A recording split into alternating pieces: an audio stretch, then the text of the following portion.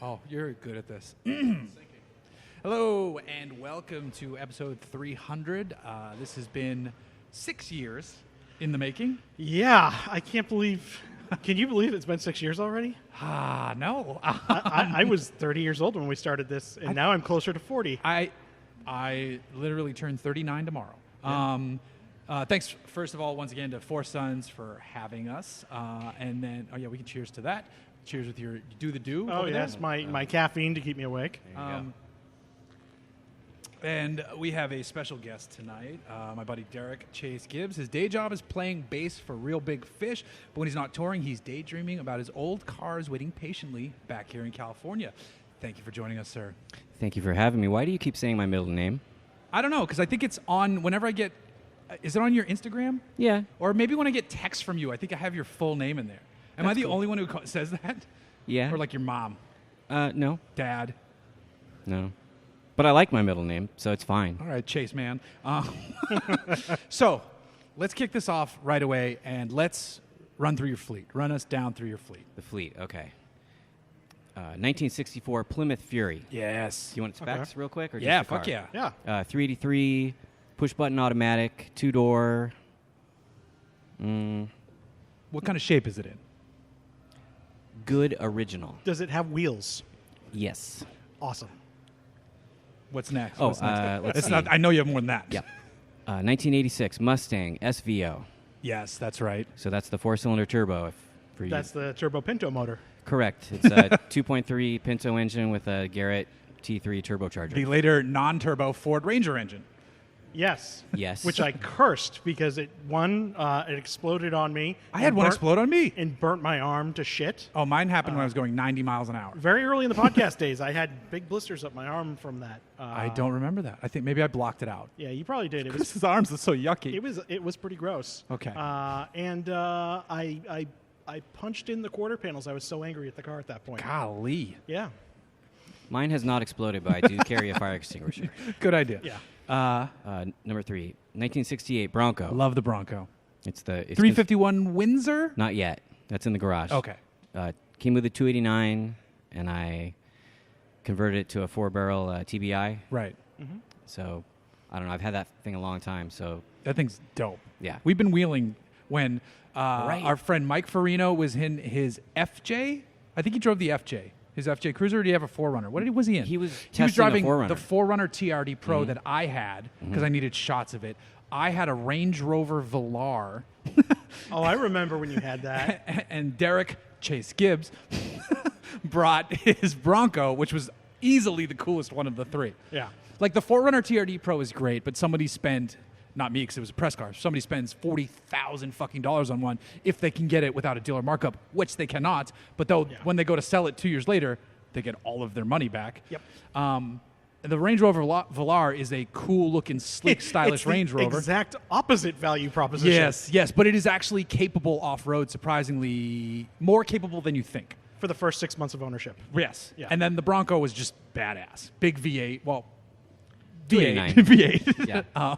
But I contend, a Bronco doesn't need a huge engine because it's never going to be fast. Yeah, but when it has it, it's going to sound fucking amazing. Yeah. And I'm sorry, did I say Windsor or Cleveland? You said Windsor, so you're right. Okay. Yeah. In my case. Okay.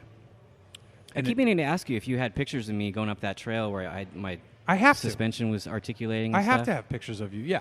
So I have pictures of you, and I do. I have to find them. I've changed hard drives a few times. Don't let me leave without giving you my tower. Yeah. My computer is literally in the back of the Montero because Chris has to do updates on it for me. That's a non-podcast story. It's totally irrelevant to this. So we have the Bronco, but that's not all. There's more than the Bronco.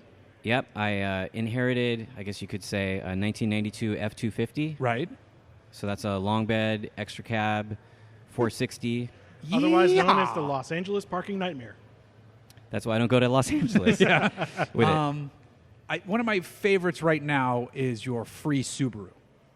Correct. So that's number 5, and that's where we end. The 04 Forester XT, straight from Vermont. Yep. Rusty but trusty. Very rusty. Acquired it from the sax player in our band, his mom. She's a school teacher. So it hasn't been abused except when My sax Okay. player borrowed it. It's been blessed by the wishes of 1,000 lesbian couples. Yes. No comment. Vermont. But Forester. you've slightly safaried it a little bit. Yeah, it's lifted 2 inches in the front, 2.5 in the back. Off-road tires, skid plates. Which wheels, Josh? Which wheels does it have on it? Don't ask him that. No, we don't say which wheels. My Oh, okay. Round ones. So Yeah. Matt, our sax player, didn't know. his parents are the ones that gave it to me, and his dad used to have a WRX, and that went away for some reason, and he had a set of wheels. Because, when you're in Vermont, you have 2 sets of wheels, one with the snow tires and one Yes, with the... that's true. Yeah. So he had this set of wheels that he never really used. He thought, well, they might fit the Forester, so I'll give them to you, because I don't need them. And they're 17s instead of 16s, which I wanted to go down, not up. Oh shit. For the off-road tires. Right. 15s would clear brakes and stuff, though. If I got the right ones. Okay. Interesting. So you're pushing it.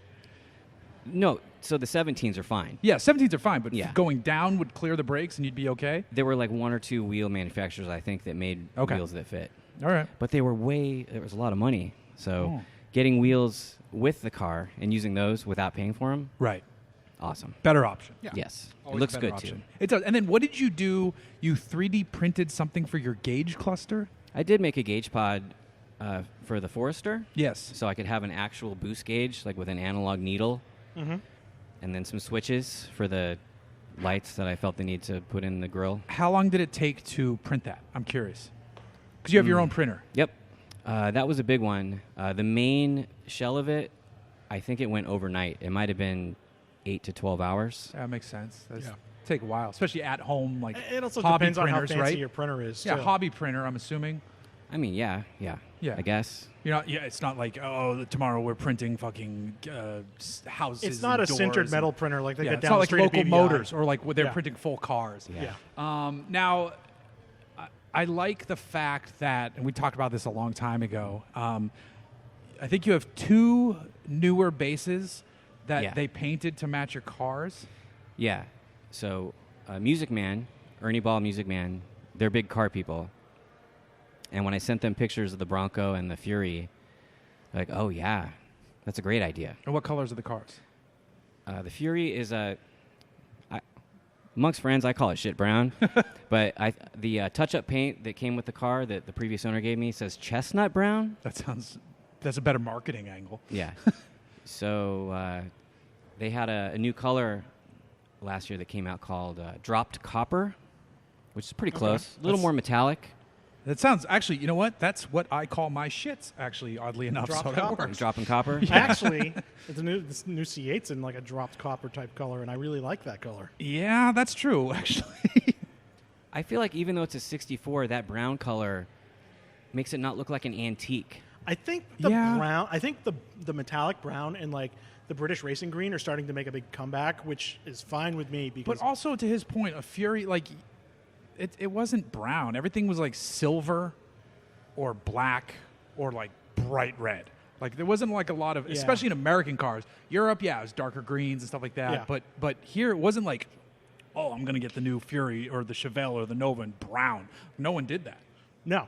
So Wagons. I think your point's correct. Jokes aside, auto journalist jokes aside, like wagons were the thing you saw in brown all the time. Yeah. That and like 78 to 84 pickups. Yes. Like the Hooper from Stranger Things or whatever. And yeah, exactly. With decals on the side. you Right. know. So the one is shit brown. What was the other color? Sorry, copper drop. Drop copper. Copper plops. Yeah, What was the other color? Sorry. You mean for the other car? Yes. So, yeah, I got one patterned after the Bronco, which is the body's blue, the hardtop is white and black. Yeah. And the hood is black. So they made me they have a model of bass called the Bongo. So it kind of sounds good. That's confusing. You can either call it the Bronco Bongo or the Bongo Bronco. Okay. I think it's the Bronco Bongo. like Bronco. Bronco. The Bronco. The Bro and Go. Yeah. You should call him and tell him you want one. I know. and Hey, see if can it I get a comes back to me. Bronco? Like, how did he know? He wants it in copper plots. What the fuck is this guy talking about? I want the one that looks like dog shit. Yeah. God damn it, Derek Chase Gibbs. All right, I deserve it. So, and it wasn't something special about one of these bases, like you got this shit way before everybody else. Oh, Are we yeah. allowed to talk about this, or did I I spill mean, a secret? I mean, I guess They built it for me and sent it to me before they were selling the new version of the Stingray to the public. Right. I had it 2 or 3 months prior. But didn't you get it ahead of like some other like fairly big name basis? That's not what he said. He said that here it is. The only other people that have it, I probably shouldn't say this, but I'm Well, gonna nobody anyway. You can listens be to this, honest. so They you're told good. Les Claypool to go fuck himself. Maybe because he wasn't one of the guys. It was Flea? How do you pronounce that? I don't know all the names. I think it was the bass player for Rage, Mike from MXPX, Yeah, fuck all those guys. and the guy that plays for Tool. yes, screw them. Even though I'm so excited, they just They're started like, Brad, streaming. Justin, fuck off. They just started streaming again. Sorry, I was Right. very excited. You're the reason the album's delayed, wasn't it? I can't confirm or deny that. Yeah. I love that. It's a group of people that I'm not sure I feel worthy being a part of, but I accept. Oh, fuck that. They gave it to you. You Soak caused it in. 13 years of delays. You Fuck own you, the man. Bronco. All right, so the love of cars, clearly, and I know this ahead of time, I'm not just picking this out of thin air for people listening, comes from your dad. Yes. He was into racing when you were a kid. What sort of racing did he do? It's always been drag racing. But not like big block shit. We're talking like Volkswagens. Yeah. If you want to go all the way to the beginning, when he was in college, he was one of the. He had a test kit from Rage. That's a turbo company that's no longer around, and they gave it to Their him. turbos were dynamite. Sorry. That's Jimmy JJ, not Ray J. Sorry. I was born in 1980. So he had a '68 Volkswagen that he bought brand new, and they gave him one of the first ready-to-go bolt-on turbo kits, and they said, "Tell us how it goes. Tell us if the instructions are good." And yeah, he used to pace Camaros in the late '60s on the freeway in a '68 Volkswagen. So what car was he driving at that point? The Volkswagen. It was just a bug. Yeah. Yeah. Okay. And so you've told me stories. I think you've told me numbers before, but like his quarter mile times in this car were ridiculous, right? Okay, this is another car now. Okay. So the '68 got stolen. They found it. It was the body shell and the speedometer, and everything else was gone. Wow. And so, Leave him the Speedo. fast forward to 1975, and he bought a 1970 Beetle, which is the one he still has today. Okay. That's the car I learned how to drive in. A drag car. Well, it was a Baja Bug at the time. Okay. He converted it to that. It's like the most Californian thing. Like, yeah, my dad was into. Like, I bet if you polled suburban, near coastal, Southern California kids post Vietnam War, like, yeah, my dad was into a little bit of drag racing, and I learned how to drive in a Baja Bug. 75% of people your age would be like, oh shit, so did I. Well, the really amazing thing is in 3 years, they're going to turn it into a boat and name it the Chappaquiddick. Wow. Yeah. I get that joke because Yeah. I'm from Boston. Yeah. East Coast. Well, thankfully, when we moved to California, it was so he could get a job, he already had the job. That's why we moved. Garrett Turbochargers. There you Ah. go. So Who's been on the podcast, Our friend actually. is, they've been on the show, and our friend is their PR rep. they might know my dad. They actually asked if I knew a young Derek Chase Gibbs. Sorry. I Okay. mean, you brought this shit Yeah, on yourself yeah, now. I did. So when I was in high school and I got my license, I was driving a turbocharged Baja Bug. to That's school. rad. I didn't have a car until my senior year, and it was an 87 Honda Prelude, which is cool Yes. for a young kid, but not as cool as a turbocharged. Is that the one with the Baja four-wheel Bug. steering? No, mine did not have four-wheel steering. Okay. See, Yeah. But I that was once the got all generation four after, I wheels believe. off the ground, and I once fit 8 people in it. Both achievements. Did you say you jumped it? Yeah, all 4 wheels. So it's like a Baja Bug. So that car, In so ended- much as the cars and the engines in the front on it, it's a coupe and looks nothing like a Volkswagen. yeah, 100%, Yeah. 100%, 1,000% really. And then so the Baja Bug transformed further. Right. We did sand drags for a while. 100-yard Paddle dash. tires, in the all that. Big paddle tires. Yeah. You need shitloads of horsepower for that, or torque. We were doing. It was running in the mid 4s at 75 or so miles per hour at the 100 yards. And then the track closed, and we didn't want to drive to the faraway places to do it. Yeah. And we had driven the car. Let's see, he had me drive it actually at Pomona on the quarter mile. Still has a Baja Bug, but with the turbo engine in it, and just some skinny little radials. Oh yes. So he's like, if you can run under the time where they're gonna say you got to put it on the trailer because you don't have the right roll cage, I'll be happy. Oh, it's like he wants He you to wanted do me this. to get kicked out of the track. I love that. I love that. So I can't remember. I think it was $11.99 and below because we didn't have the full cage yet. It was Right. Yeah. Because it used to be 12 was the cutoff when you needed a cage. I don't think that's the case anymore, but yeah. This was years ago, and so I ran the trap speed was 120. I don't remember the ET, but I think it was in the mid 11s. That's awesome. And he was like, "Okay, good." Yeah, we did it. Yeah. You know what's crazy though is like mid 11s back then, or when I was 20. I mean, like anything under 13 was fast, and now, no. You know what though? If you did mid 11s today, even driving today's high performance cars, if you did mid 11s in 1970 Bug, it would be fast as fuck. Oh yeah, it's scary in that because you will die. But you could do it. I get your point. You could do it on the street in a fucking G60 Infinity. No, I mean that's an exaggeration. But you could do it in like a C6 Vet. You could do it in a lot of cars. But you could probably do it in some Mercedes sedans. You could take a C63S bone stock and probably run on 11. You could probably do it in a Hellcat Charger. Yeah. Hellcat Charger's got to be sub 12, right? Oh yeah. Right? Yeah. Probably low 11s actually. Low 11s, baby. It's definitely quicker than that now. The Bug. Oh yeah, he's ran 998s now. Holy shit! See, that's so insane. Has he like picked up stock in an axle company at this point, or what? Because he's just going to snap them constantly. He finally spent enough money, and he has the right transmission and the right shafts and the big enough CV joints, and it lives. Yeah. And then the scene here has to be so Volkswagen centric that if you go to the right guy, because there are so many Volkswagen racers here from so many disciplines, they're like, I got you a guy. I mean, it's got to be the way. And it seems like almost everything that could be developed for that car has been at this point. It doesn't seem like there's a lot of room left to grow, really. No, everybody who was developed like, no, we're done. We're just going to build the parts, and we're not going to make them better. They're as good as it gets. Like decades and decades. Joking aside, that's probably pretty much the case, right? Mm. Yeah, I think so. Is he? I mean, yeah. Is he looking to squeeze out more, or is he like just having fun with the car? Well, the class that he runs in doesn't allow fuel injection, so he's running a carburetor and a draw-through setup, no intercooler. He's running a draw-through setup through the intercooler? No, I'm sorry. I said draw-through and no intercooler. Oh, and no intercooler. Yeah. So he's got a nice hot intake charge. So he just blasts it. He doesn't care about the temp because it's a Sure, he's not cruising. He's just it's a 9-second run. Yeah, it's 10 don't- seconds. yeah. Burnout. It gets hot and then it cools right off. When he's done, you can feel the adapter from the turbo to the carb, and it's ice cold because of the vacuum. That's crazy. It's fucking rad. Yeah. So, still sticking with your dad. Okay. Something you sent me the other day. Oh, right. The Yeah, Baja Taxi. The Baja Taxi. What a story. Okay. Tell everybody, just start it off by saying what the Baja Taxi is. What kind of car is it? And I confirmed this with him the other day on the phone. It's a 67 Ford, full size. I said, "Oh, it's a Galaxy?" He goes, "No. Yeah, I thought it was a Galaxy. It's a custom." So they made a really base model of the Galaxy that has, no interior, no power steering, no power brakes. And so there was the custom and the custom 500. And I know the 500. He's not sure if which one it was. I thought the 500 was had a different rear pillar or something weird. I don't even know. It looked like from the photos that the car they had has the post behind the front door Okay. instead of just the windows. Yeah. He said that they got it from a scrapyard or an auction lot in L.A. It actually was a taxi cab.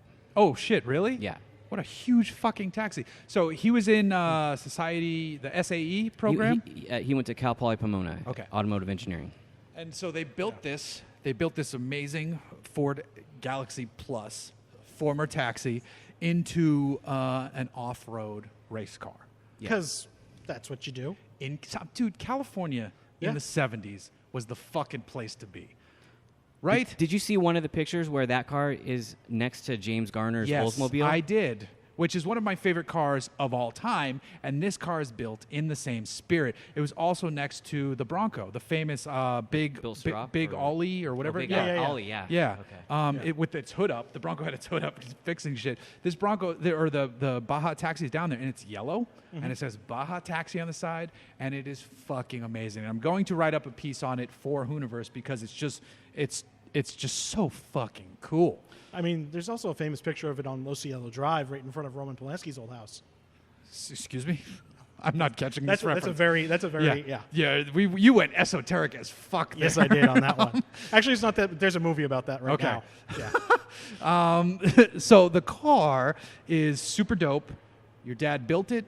Your dad didn't get a chance to race it, though. Yeah, he was part of the team that built it, and what he told me is they welded in the seat and they welded it too close to the steering wheel for his height. because he's like 6'4", 6'5". Yeah. So you do realize it's our mission to replicate this car in some manner, even if we do it with a Ford Falcon, like something cheap. What would the modern equivalent be? What would we use? I would want to still do it with something old. I just want all right. In the spirit of it, what if you got like a junked out Charger or something like that? No. I I'd was gonna stay say Crown Ford. Vic. No, Crown Vic. Yeah. Crown Vic is perfect. Yeah. I was also going to say Ford Fusion on like an Explorer chassis. The only tricky, that's transverse though. That's the tricky thing with the Fusion. True. But if we're cutting it up that much, we can It's go actually fucking easier hog then. wild. And if we're putting it on an Explorer chassis, I don't even know if we can do that, but No, not really. shit costs money. Yeah. You guys stick with that. I'm going to look for a 67 Ford. Yeah, so I'm down to we need to recreate this though because it's so badass. I'm not like a huge fan of older Ford cars, but like I still want to build something with one of the Aussie Barra motors. Barra motors are rad. Yes. It doesn't fit. Wait, actually, it does fit this build because is it that? has a 300 straight 6. Yeah. I forgot that part. So it does fit a Barra motor. Yes. What's that? And I want to put Australian Ford Yeah. engines. You can get them all the way up to a 4-liter straight 6 with turbochargers on them. They are And they go bananas with the turbos plentiful down and cheap in Australia. And there. It's just a matter of shipping. I've been. It's actually not that bad. well, on a straight 6, yeah. I'm You probably can gonna get be- shipped for like $500. Yeah, are you touring there soon? I'm probably going to be there in early December. Start Googling whatever their Craigslist equivalent is for Barra Motors. This isn't a joke. Barra. Yeah. Then there's a company here in the States that tunes 240s and 300s as well and turbocharges them, which a while back I thought about swapping out the V8 in my truck for one just to fucking go insane and like downsize it. No, it's not Crawford. That's a different company.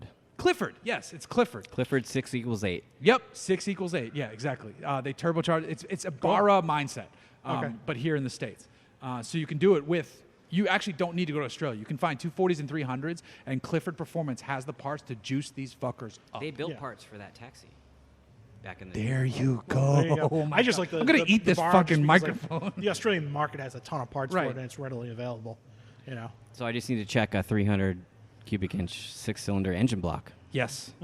Those I can you check could that. find that shit here though super cheap. Barra would be rad because it's.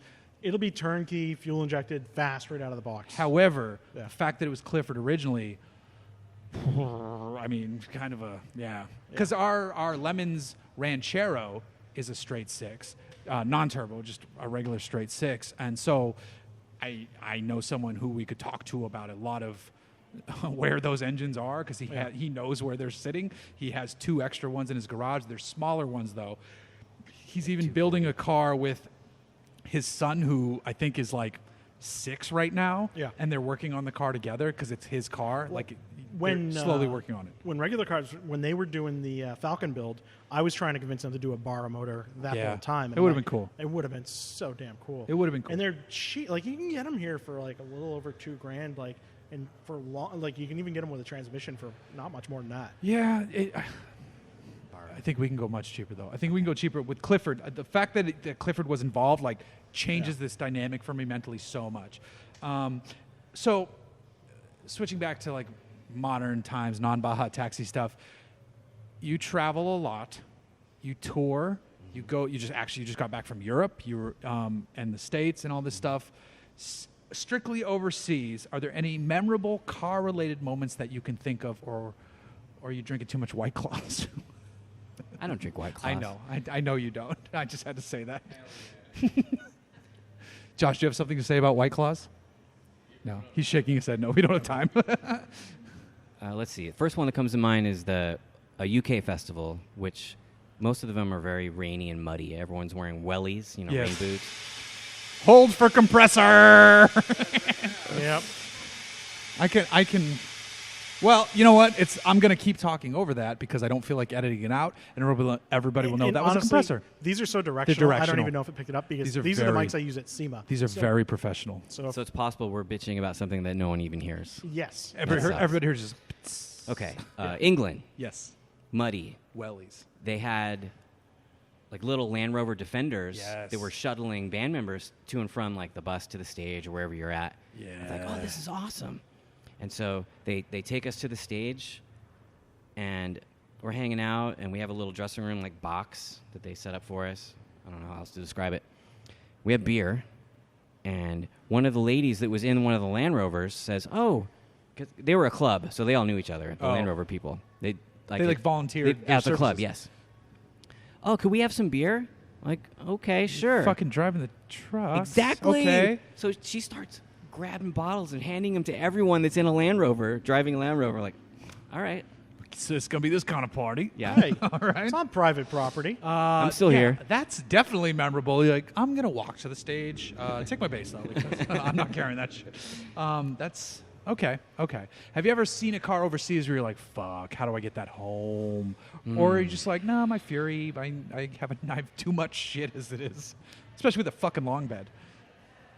I mean, until recently, anytime I saw one of their like four-wheel drive rally-style cars that we can't get here, I'd get jealous. Yeah. But now I don't know if I really care about those so much. That's a good question. Thank you. Remember, I saw a really awesome BMW wagon when I Yes. was in Germany, and I was like, dude, this is awesome. I sent it to you. Yes. Yeah, they get all the Avant models over there for all the various stuff. Yes. Remember, Just- Josh, the it's just Avant better. models? Sorry, Josh. There's a story here that I clearly haven't heard yet. So, Chris missed this. I'm sorry. Go ahead. Josh was this close. Sorry, Josh. Josh was this close to buying an S4 manual wagon, yellow.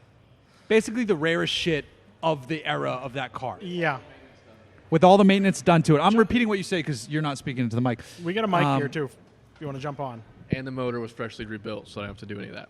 And so he was ready to book his flight to Utah to pick it up, and he gets a text from the guy, and he ordered a PPI from the guy, and this and that. He didn't put a deposit down, and they sold it out from under him. Fun. So he hate bought his RS4. Okay. And Josh, I think you're right in the middle of the shot. Cool. Yeah, Perfect. I thought of something. Yes. So you're either in Arizona and you can do this, or you're in like Germany. Okay. Quads, like high speed, like performance quads, and they lower them, put street tires on them, sway bars. It must be like a go-kart, but you're sitting on it like a motorcycle. With like just a shit center of gravity. that 'cause makes it's you. I don't care. I've seen That makes there me are some jealous. crazy videos on YouTube of like guys in St. Louis running from the cops Or on like those things. Brooklyn. Yeah. Well, not Brooklyn, but like Well, they're Queens. Places you wouldn't expect. Well, dirt bikes, quads, all. but with slicks on it, and Yeah. then just running from the cops. And they can drive flaunting the it. shit out of them. Yeah. Like legs off, like wheeling, like it's Those are the insane. groups of dudes, like they're like a little gang, and they're just doing wheelies everywhere Yeah. until Yeah. someone chases them off the street. Yeah, Yes. there's that. Yeah. But this is just a guy cruising. Legal. 'Cause it's Germany, Mirrors, you don't- signals, everything. That's yeah. that's fucking insane. I want to do that. That is amazing. I'm going to jump over, and we only have a few Patreon questions. I didn't ask Twitter. I didn't ask Facebook because it's a special That's okay. They episode. don't matter because Patreon matters. Thank you. You know the fucking drill. Yeah. Bobby Reed, which version of the Chrysler 300 would you most want in your garage? Good timing on that question. The first one I'm going to go with. Yeah. You know, Or the newest one. Like- it's just, it'd be awesome if there was a Hellcat version of it yes. because it's so much better looking than the Charger. Well, I'm going to stop you there. I get your point. I actually like the current gen Charger. First gen Charger, I'm with you all the way. Yeah. Ride or die, homie. But the current Charger, I like it a lot. So It'd be original cool. 300 Yeah. or today's 300? I wonder if you could take because there's got to be just destroyed Hellcats in junkyards around at this point, right?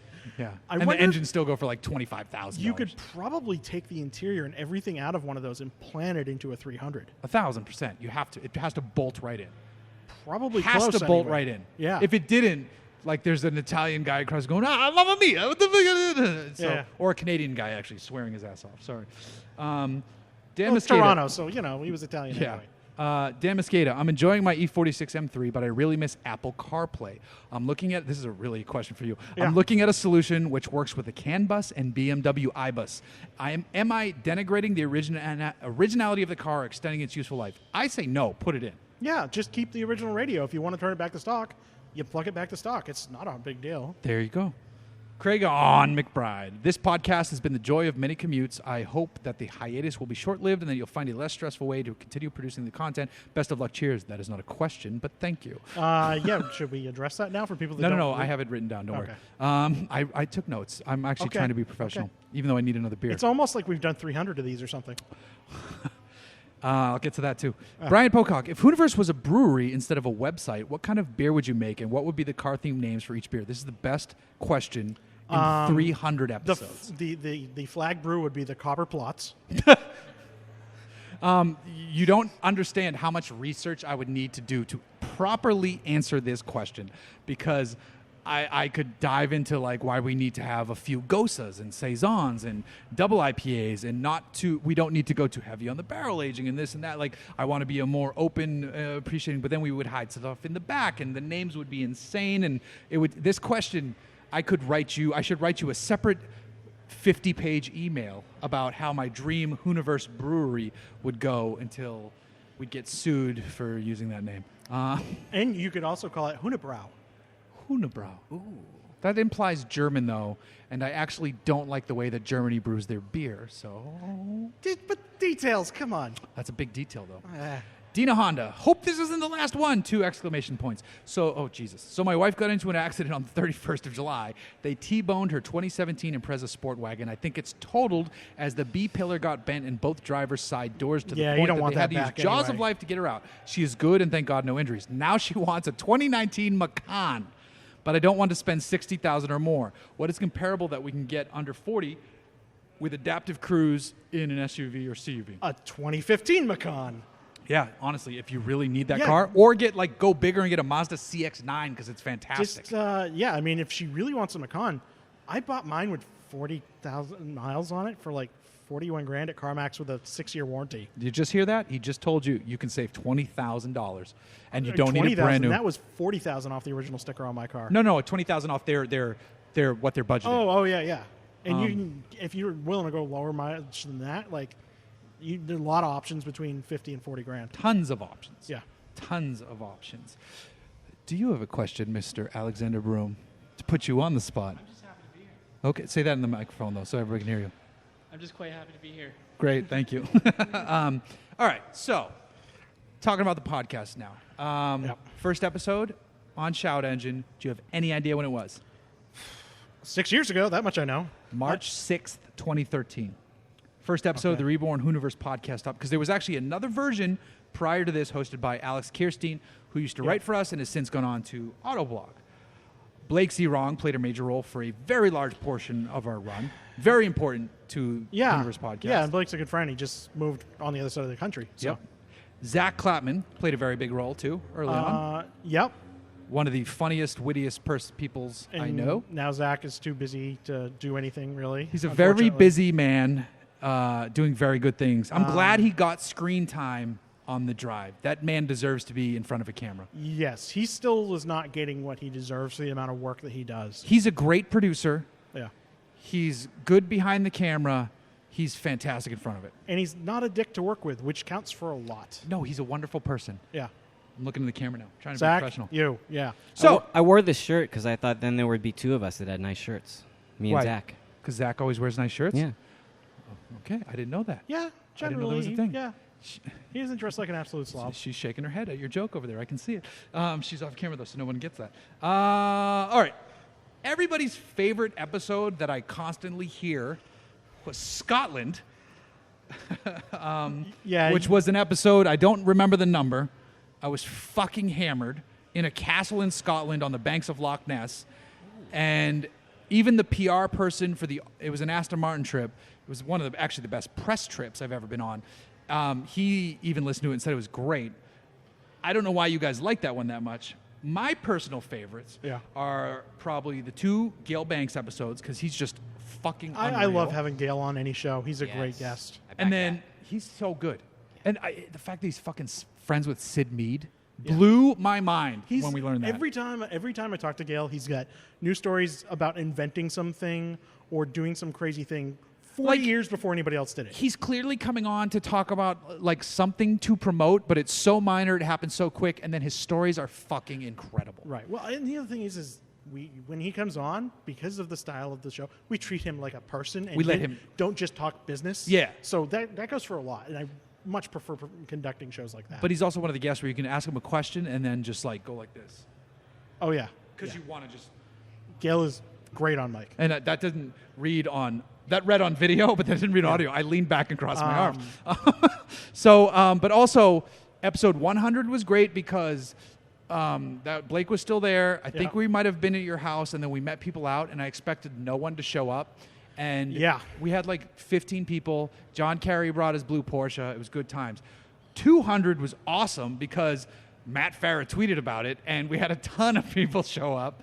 And then this, I wanted to be small, so thank you all for joining us this evening. I barely put this out there. I didn't ask any I was going to say any of my famous friends, but you're kind of one of my famous friends. So I'm so sorry. And you know the funny thing I had is, to walk that back real quick. This bare bones podcasting setup, this portable one, is like way more than he wanted to do. I'm like, no. Yeah, no, I was going to bring my Zoom, and I'm like, he's like, should I bring 4 mics? I'm like, no, just bring 3. He's like, no, in my bag are 4 mics. I'm like, all right, just bring 4 mics. Like, I wanted this to be as little as possible. I'm like, am I going to have to buy pizza for people? I Like, think this nope, was we're good. This was a happy medium. 200 with the PAs and me running around and doing pre-production on everything was a lot. It was fun, though.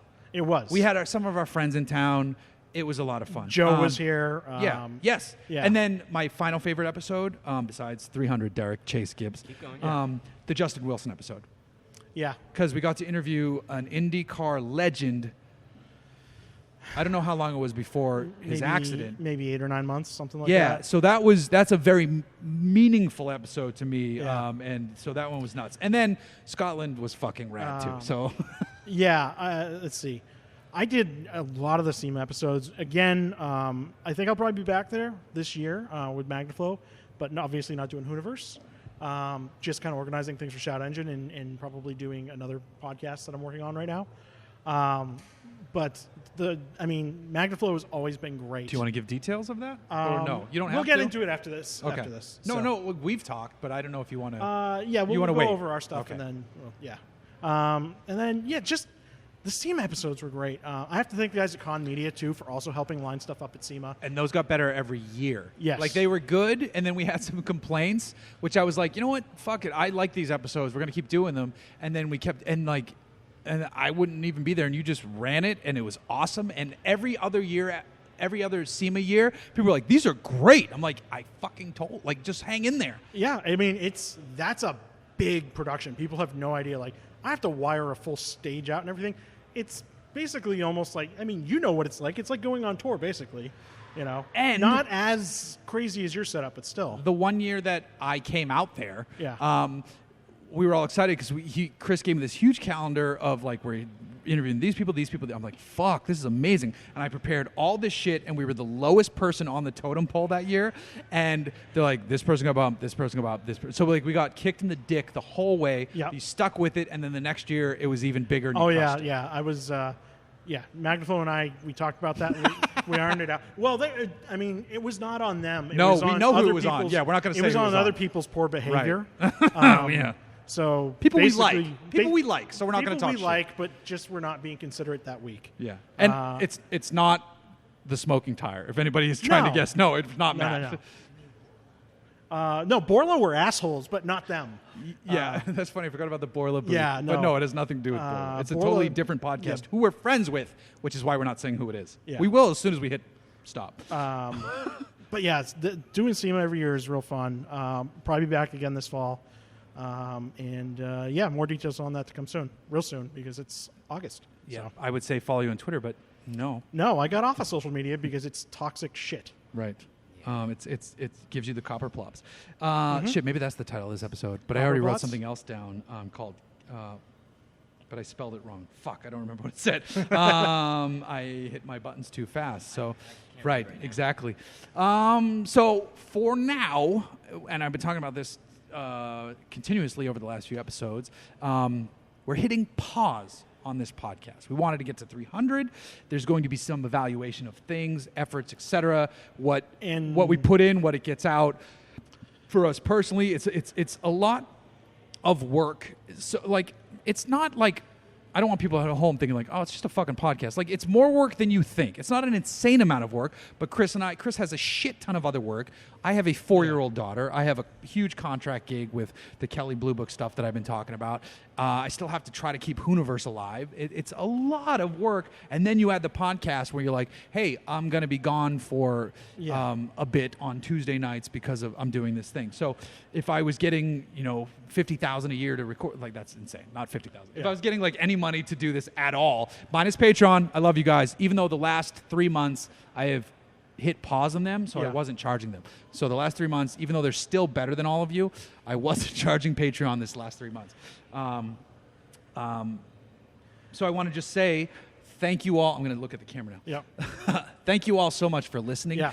It means a tremendous amount to Chris and I, and hopefully our bullshit opinions and rants will one day fill your ears again down the road. I don't have a drink in front of me. Can I see that for 1 second? Cheers, everyone. Yes, but seriously, thank you. I mean, it's been a great 6 years at this point. Yeah. I thought it was almost 6 because I did the math, but then we've missed a few weeks here and there, so that pushed us over the 6-year mark. I'm sorry for drinking beer. I didn't put it down because I'm. You know what? I thought you put it down. He's like, fucking. You just lived on a tour bus for 2 months. Yeah. You're like, this is still super clean. Fart in my face and then let's talk. I mean, given it's been 6 years. That's their latest single. And we've had waves in terms of it'll come out sometimes on Tuesday and sometimes on Thursday. For the most part, Fairly consistently. pretty damn consistently Yes. on Wednesdays for Yes. 6 years. Yes. So Chris and I are basically taking a nap. Yeah. And then we're going to wake up and do, and we're going to figure shit out. And Yeah. Chris is working on some things and none of this, just so no rumors start. Because I know when you left Farrah's, I was like, oh, what happened? What happened?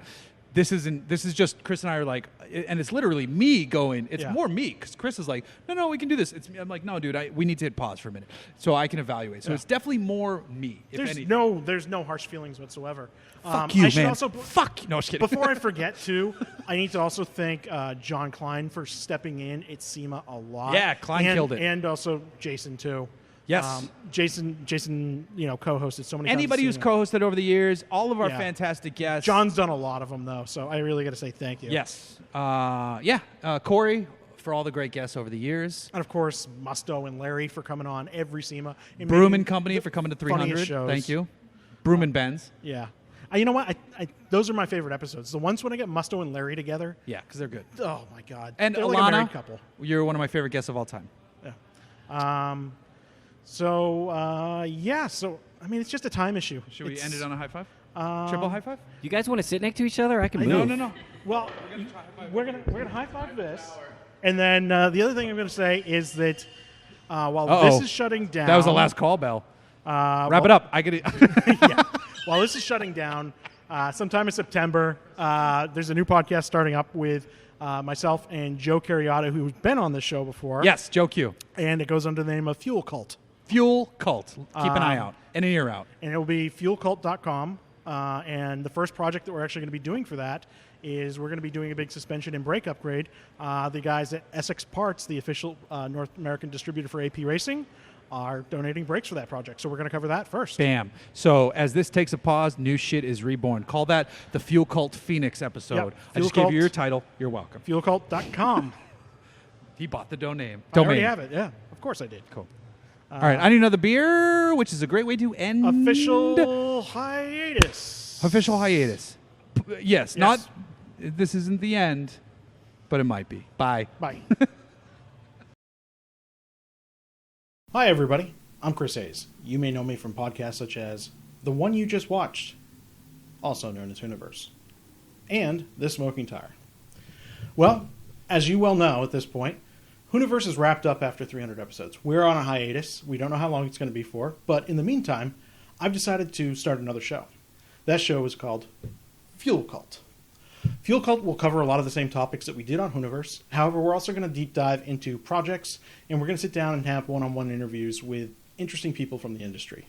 So we're going to be partnering with people like Magnaflow and Essex Parts, the official U.S. distributor of AP Racing, and we're going to be building some project cars. The first of which being my C6, which is badly in need of a refresh.